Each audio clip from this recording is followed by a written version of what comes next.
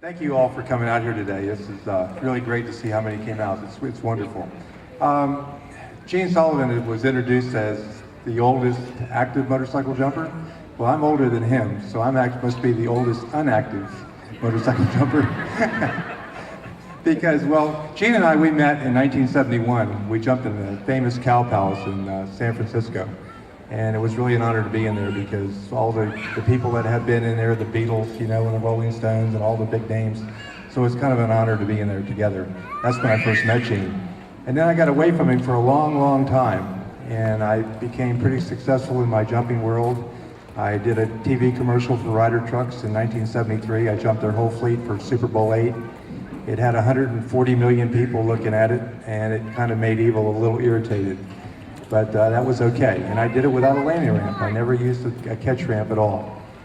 But anyway, what I wanted to tell you, and not take a lot of your time, and what a loving, gracious God that we have. In the end of my career, after jumping 22 cars, being a world record holder, doing that in Guinness Book of World Records, and the Ryder Truck commercial, and all the various different things I did out of 165 different jumps, I got hurt really, really bad at Appalachian Lake Park. And it was right in the corner of West Virginia and Maryland and Pennsylvania. And I was jumping a 200-foot lake on a 350cc Kawasaki motorcycle without a landing ramp. I was approaching about 95 mile an hour when I got to the takeoff ramp, and the whole numbers were figured a little wrong, and I was about 3 feet short, and I hit the bank dead on at 95 mile an hour. Now, I don't know if you guys ever been that fast before, but being that fast is one thing, getting stopped that quick is another. And I broke my back. I was unconscious for a week. I was really a mess. They didn't think I'd ever come to. And I was not a Christian at the time. I had a lot of my friends wanted me to be one, and you know how that goes. Sometimes you just kind of want to wait. Well, the Lord did not block me out. He didn't have me just jump right up and go running around again, but he did save my life. And it just even gets greater than that. When they took me into the hospital and they x-rayed me, they showed my spinal cord and my spinal column at thoracic 9 and 10 was completely shattered and severed, and that I was for sure that I would never ever walk again, or I would not have any function whatsoever below about my lower ribs. Well, they tried to keep me alive and get me to wake up, and they finally did. And they took me to surgery on September the 10th, 1974. And the x-rays that they had in the operating room were what I told you, a shattered spine, severed spinal cord. And while I was wheeled in there and I looked at everybody and looked at the doctors in the operating room, I was really scared. I was 28 years old at the time. And I didn't know what to do, and I just said, Lord, if you really are real, and like all my friends tell me you are, I really need you now. And after doing that, I said to the anesthesiologist, I said, I want you to go ahead and put me out now. I know I'm in good hands. And I woke up after only an hour of surgery, and they had planned 5 hours for me. Now, actually, enough people came along and donated over 100 pints of blood for me for the surgery, which was really cool. So when I woke up, the doctor said to me, he says, you know, a miracle was performed. And I go like, what kind of a miracle? What do you mean by that? He said, when we opened you up, your spinal cord was not severed and your spinal column was not shattered. You do have a compression fracture.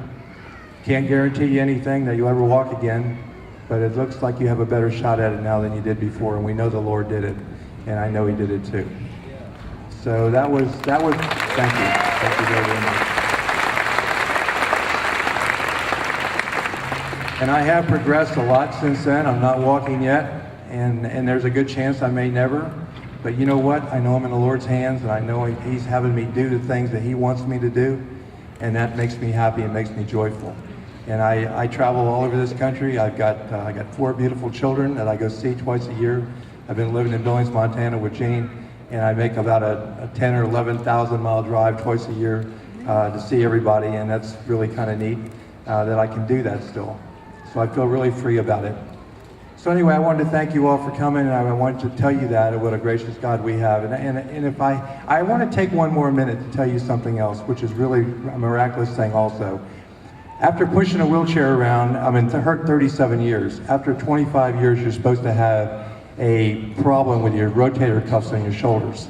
And your shoulders are not supposed to function anymore. And maybe that some of you have known about that or have heard about that. Well, I lasted a lot longer than that. I lasted in about the 33rd or 34th year. And I said to Gene one time, right after I started traveling with him, I said, Gene, I said, I've seen so many miracles. I said, do you think maybe there's a way that the Lord could heal this for me? Because I couldn't lift my arms up much higher than this without a lot of pain. So the next morning when we had our service at home, after about 3 people were baptized, Gene said to everybody, Bob's having some trouble with his shoulders and we need to pray for him. And Gene asked the Lord to heal me in front of him with everybody around. And soon as he said it, like a bolt of lightning went through me and my arms were completely healed.